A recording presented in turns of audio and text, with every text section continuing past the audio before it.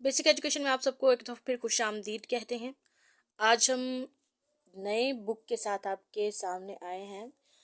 जैसे कि हम बताते हैं आपको कि जब आप प्री स्कूलर्स को पढ़ाते हैं या फिर प्ले ग्रुप के बच्चों को पढ़ाते हैं या फिर कोई भी, तो प्राइवेट स्कूल का सबसे बड़ा इशू ये है कि वो पीटीबी को या गवर्नमेंट के सिलेबस को फॉलो नहीं करते। उन्होंने अपना एक सिलेबस तैयार किया होता है।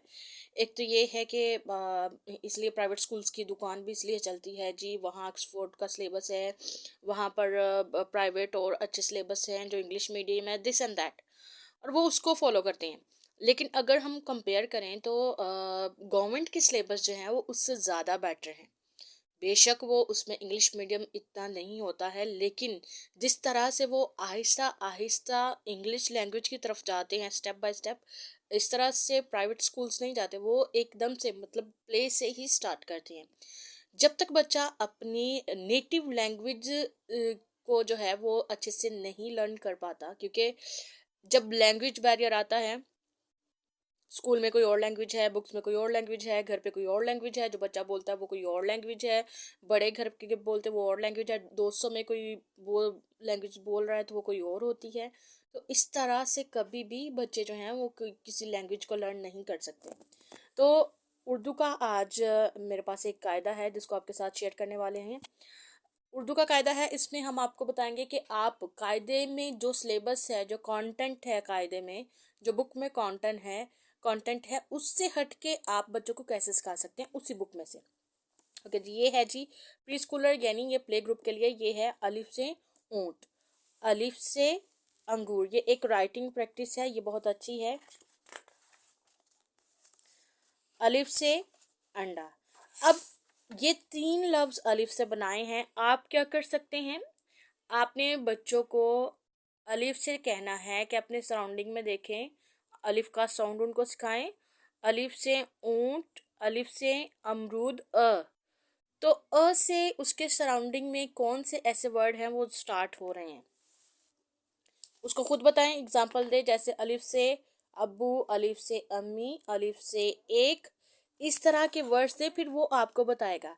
इसके साथ साथ आप क्या करें, आप कहें इस अलिफ में जो पहला हरफ है जिससे ये शुरू हो रहा है इस लफ्ज में, उसको सर्कल करें। जैसे अमरूद में अलिफ को सर्कल किया, ऊंट में का सर्कल किया, एंड ये अलिफ से अंडा, और ये यहाँ पे अलिफ को सर्कल करें। इससे क्या होता है, इससे बच्चे की जो कंसेप्ट है उसका, वो अच्छा बन जाता है। मतलब वो एक उसकी बेस जो है वो के साउंड की, अलिफ की, कि ये जी अलिफ से शुरू हो रहा है। अब नेक्स्ट जिस भी लफ्ज में अलिफ आएगा वो उसको अच्छे से रिकग्नाइज कर सकता है। या आप कहें कि यहाँ पर जहाँ जहाँ पर अलिफ से स्टार्ट हुआ या का साउंड आ रहा है उसको अंडरलाइन करें। नेक्स्ट है जी अलमदा से आग, अलमदा से आम, अलमदा से आंख। इसमें हम क्या करेंगे, हम अलमदा के हरफ को सर्कल करेंगे, दायरा लगाएंगे, उसको पहचान करवाएंगे कि ये जी कहाँ पे है अलमदा। तो बच्चे से कहें कि इसको सर्कल करे, साथ में पढ़े ये क्या लिखा है जी अलमदा। अलमदा से हमने ये लफ्ज़ बनाए। अलमदा से क्या बनता है आप, अलमदा से क्या बनता है आज, अलमदा से क्या बनता है आम, अलमदा से क्या बनता है आग। अब ये है जी एक जैसे हरूफ को आपस में मैच करना है, ये एक्सरसाइज है। इसको आप बुक्स में दी होती हैं इस तरह की, तो उसको करवाएं। ये नकात को मलवाएं, इससे राइटिंग प्रैक्टिस जो है बच्चे की इम्प्रूव होगी। ये है जी बे से बिल्ली, बे से बकरी। अब यहाँ पे जो है वो छोटी शक्ल में लफ्ज़ को लिखा गया है। आप बच्चे को बताएं कि ये जो है ये ब से, ये सॉरी लाम जो है वो साथ में सर्कल हुआ। ब की शक्ल जो है छोटी, ये छोटी शक्ल है। साथ में बच्चे को ये भी पता चलेगा कि जब वो हरूफ को छोटी शक्ल के साथ मिला के लिखेगा तो फिर लफ्ज बनेंगे। यहाँ पे बे से बकरी, ये जी बे है। फिर है जी बे से बैंगन। अब ये इस तरह की किताब, मुश्किल मुश्किल से लफ्ज़ होते हैं जो बच्चे प्रोनाउंसिएट नहीं कर पाते हैं, उनकी अदायगी नहीं कर पाते हैं। तो आप, अगर आपका बच्चा वो लफ्ज़ नहीं प्रोनाउंस कर पा रहा, तो उसको मजबूर मत करें, उसको छोड़ दें। ज़रूरी नहीं कि वो एक लफ्ज़ नहीं पढ़ेगा तो वो फेल हो जाएगा या फिर उसकी फ्यूचर जो है वो स्पॉइल हो जाएगा। क्योंकि जैसे जैसे कुछ बच्चों की नहीं, बस सभी की कोई ना कोई होती है कि कोई लफ्ज़ जो होते हैं वो ठीक से प्रोनाउंस नहीं कर पाते, लेकिन टाइम टू टाइम जो है वो फिर बच्चे इस बात के आदी हो जाते हैं, फिर वो आहिस्ता आहिस्ता खुद ही अपनी कमियों कमज़ोरियों को जो है वो ओवरकम कर लेते हैं। तो अगर आप देखें कि ये ऐसे जब मैं बच्चों को पढ़ाती हूँ तो ऐसे बहुत सारे मुश्किल लफ्ज़ होते हैं इंग्लिश में भी और उर्दू में भी जो बच्चे प्रोनाउंसिएट नहीं कर पाते। तो मैंने कभी उनको फोर्स नहीं किया कि नहीं ये भी याद करें, ये भी याद करें, ये सुनना है लाजमी, नहीं सुनोगे तो ये हो जाएगा। नो, जो वो नहीं प्रोनाउंसिएट कर पा रहे, एक दो दफ़ा ट्राई करें। अगर कुछ बच्चों का लैंग्वेज का इशू होता है, वो टंग को रोल नहीं करना कर पाते, तो एक दो दफ़ा ट्राई करें। अगर बच्चे को मुश्किल हो रही है तो उसको छोड़ दें। बे से बैंगन, यहाँ पे बे को अंडरलाइन कर लेते हैं। ये है जी पे से पतंग, ये है पे, 3 नुक्तों वाला।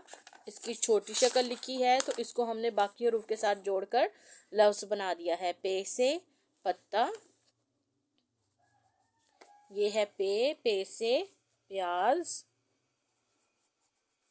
देखिए ज़रा, पे को अंडरलाइन करवाएं और यहाँ पर ये कॉलम मैच करने वाली एक्सरसाइज है। ये भी बहुत अच्छी एक्सरसाइज होती है। एक तो बच्चे इसको एंजॉय कर लेते हैं और दूसरा लर्न भी कर पाते हैं। आगे बे से शुरू होने वाली तस्वीर में रंग भरें। इसमें से रिकॉग्नाइज करना कि ये बे से बैंगन शुरू होता है तो उसको, ये भी अच्छी एक्सरसाइज है। कुछ चीज़ें बुक्स में दी होती हैं इंस्ट्रक्शन, कुछ नहीं दी होती हैं। इसलिए वीडियो बनाने का मतलब ये है कि आप बुक्स पर डिपेंड ना रहें। जो चीज़ आपको लगता है कि आपके बच्चे के लिए ज़रूरी है, अगर बुक में नहीं है तो खुद से उसी बुक पर जो है आप एक्टिविटी डिज़ाइन कर सकते हैं। अब ये देखिए, ते से तितली, तो ये ते जो है इसको हल्का सा हम हाईलाइट करेंगे। फिर ये है ते से ताला। ये बताएं उनको कि त को अ से मिलाया है, यानी ते को अलिफ से मिलाया है तो ये तेलिफ ता बन गया ताला।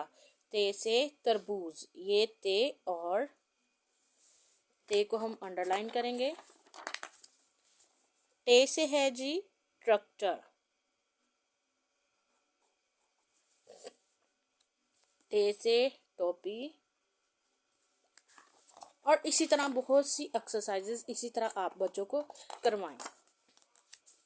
टे से टोकरी, टे को अंडरलाइन करवाएं। से समर, से को अंडरलाइन करवाएं। अब ये यहाँ पर जो है वो राइटिंग प्रैक्टिस आ गई है। ये एक जैसे हरूफ को आपस में मिलवाएं। ये बच्चों के लिए एक अच्छी एक्टिविटी डिज़ाइन की जाती है।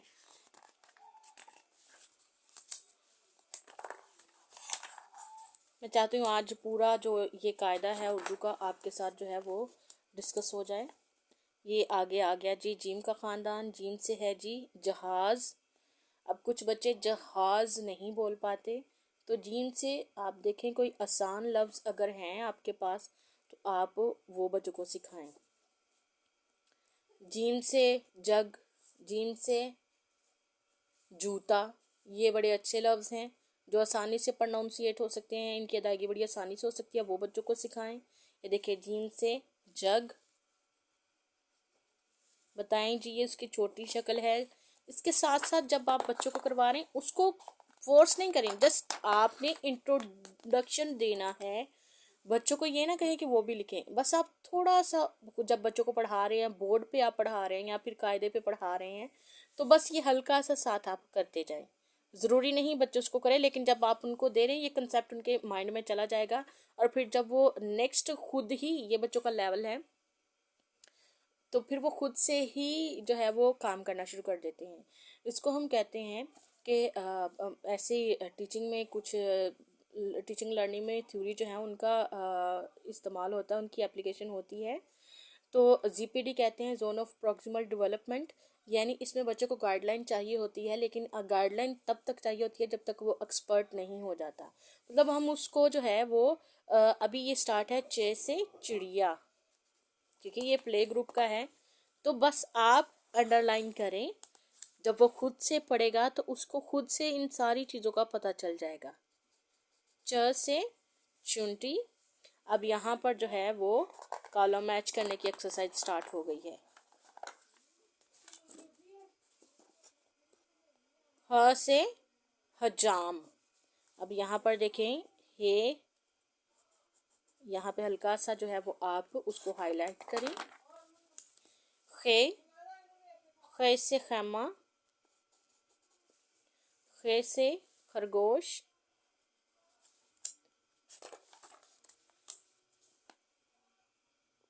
और फिर ये एक जैसे रूप वाले गुब्बारों में रंग भरवाएं। अब ये यहाँ पे एक एक्टिविटी है जो ये करेंगे। अच्छा, अब ये कर्व करके लिखने वाली जो है वो प्रैक्टिस है, राइटिंग प्रैक्टिस है। फिर दाल से है जी दूध, ये ठीक है, बहुत आसान है बोलना। दाल से दरख्त, दाल से दवात, दाल से जितने भी हैं उसमें अलग से ही, मतलब वो दूसरे लफ्ज़ों के साथ उसको नहीं जोड़ा गया, उसकी कोई छोटी शक्ल नहीं लिखी गई। फिर आगे है डाल से डाकिया, ये बड़े वाला डाल है, इसको अगर दूसरे हरूफ के साथ मिला कर लिखेंगे तो ये लफ्ज़ बन जाएगा डाकिया।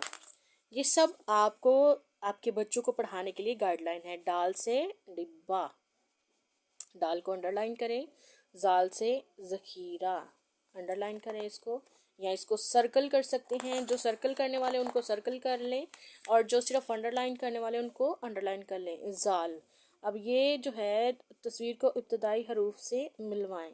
अब यहाँ पर कुछ पिक्चर हैं, यहाँ पर डाकिए की अगर पिक है तो ये देखें, ये यहाँ पर जो है वो कॉलम एच एक अच्छी जो है वो एक्सरसाइज दी गई है। लेकिन जब ये तीन तीन हरूफ हैं, मेन चीज़ जो है आप लोगों ने क्या करनी है, आप बच्चों को जो है उनकी थिंकिंग स्किल जो है उसको डेवलप करें, क्रिटिकल थिंकिंग। अब कहते हैं जी प्ले में कैसे हो सकता है, जब आप उनको खुद से, अब कहें जी खुद से बताएं ज़रा, अब ये कौन कौन से और लफ्ज़ स्टार्ट होते हैं, कौन कौन से और लफ्ज़ जो हैं वो इस हरफ से यहाँ शुरू होते हैं, इन हरूफ से शुरू होते हैं, तो वो फिर आपको तो सोचेंगे और बताएंगे। अगर वो गलत भी बताते हैं, एटलीस्ट उन्होंने सोचना तो शुरू किया है ना। आप ये चीज़ देखें। आगे है रे से रेल, रे से रीच, सर्कल कर लेते हैं। अब फिर है जी रे से रिक्शा। अब रे से हमें पता है कोई लफ्ज़ शुरू नहीं होता, लेकिन इसका इस्तेमाल है, जहाँ पर रे है वहाँ पर रबड़। जे से ज़राफ़ा,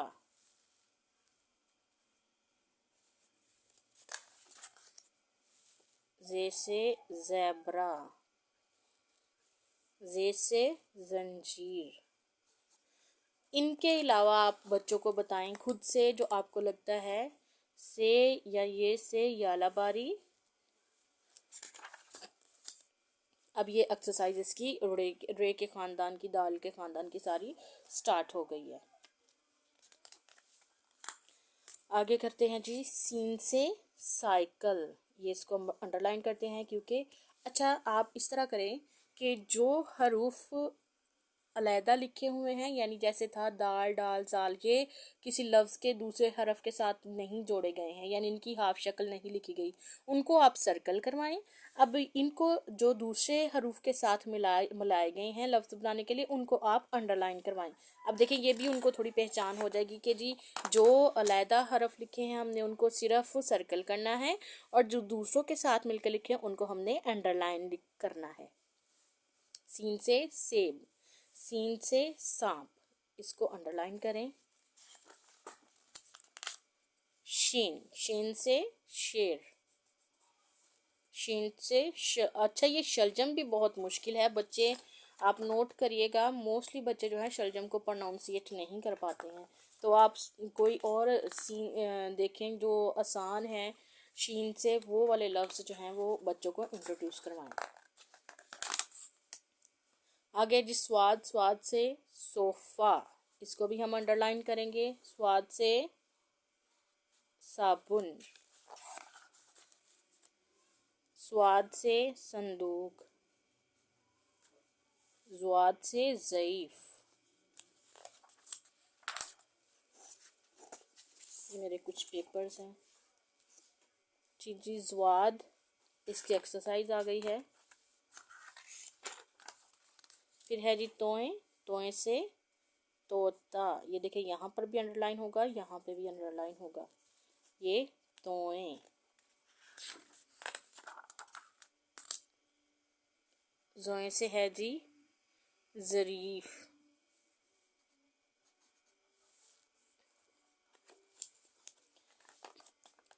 और साथ में इसकी राइटिंग प्रैक्टिस है। एक्सरसाइजेस तो आपको पता है कैसे सॉल्व करनी होती हैं, लेकिन जो बुक में नहीं है हम चाहते हैं वो आप खुद से ऐसी एक्टिविटीज़ को डिज़ाइन करें। एन से उकाब, एन से ऐनक,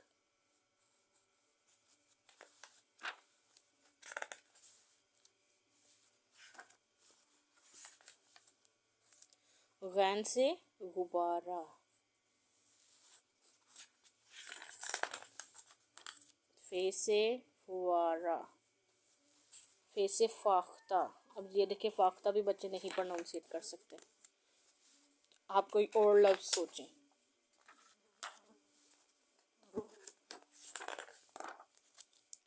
काफ से कुल्फ़ी, काफ से कैंची, काफ से होना तो कलम चाहिए। अब देखते हैं क्या है आगे। अच्छा आगे नहीं है, सिर्फ यही दो हैं। ये दूसरा काफ से कबूतर, इसको डंडे वाला काफ कहते हैं। काफ से कछुआ,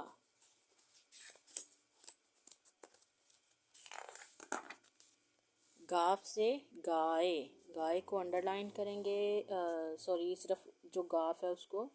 गाफ से गाजर, ये लाम से लड़की। हाँ ये पता होता है ख़ास तौर पे जब हम जेंडर को डिफरेंशिएट करते हैं। लाम से लोमड़ी, मीम से मस्जिद,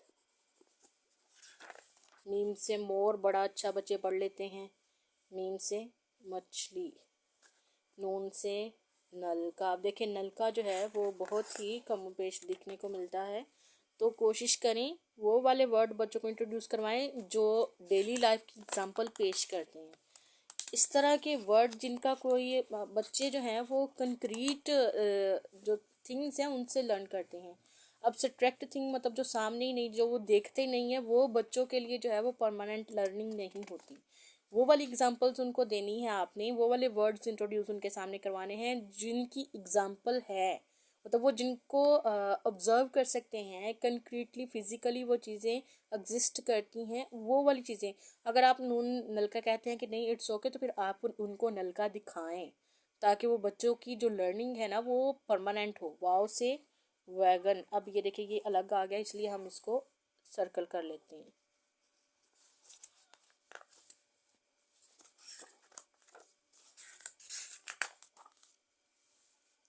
हे से हिरन, ह से हथौड़ी, हमजा से जी ये ऊपर आती है चाय।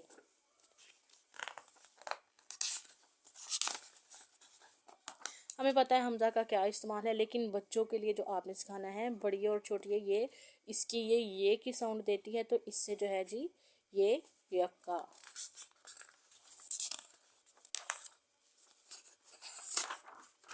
और फिर यहाँ पर जी है हमारा ये कायदा कंप्लीट होता है। आज पूरा कायदा हमने आपसे शेयर किया है। शेयर करने का ये मतलब है कि आपको पता हो कि आपने अपने बच्चों को कैसे पढ़ाना है। स्कूल पे डिपेंड ना रहें, बुक्स पे डिपेंड ना रहें, खुद से इन्हीं बुक से एक्टिविटीज़ डिज़ाइन करके आप पढ़ा सकते हैं। बहुत ही सिंपल मतलब ये है कि इन हरूफ को उन्हें याद करवाना है, उनकी आवाज़ों को याद करवाना है और उनके इस्तेमालात को बताना है। तो ये छोटा सा काम हम कर सकते हैं कि इसी बुक में जो हरूफ है उनका इस्तेमाल करके, जो लफ्ज़ हैं उनका इस्तेमाल करके हम उनको याद करवा सकते हैं। ओके जी, थैंक यू। अगर आपने अभी तक हमारे चैनल को सब्सक्राइब नहीं किया तो प्लीज़ इसको जल्दी से सब्सक्राइब करें, ताकि हम आपके लिए जो आसान मेथड टीचिंग लेके आते हैं, आसान जो तरीक़ाकार है, तदरीसी तरीक़ाकार है, आपके सामने लेके आते हैं, आप उनसे फ़ायदा उठा सकें। Thank you so much.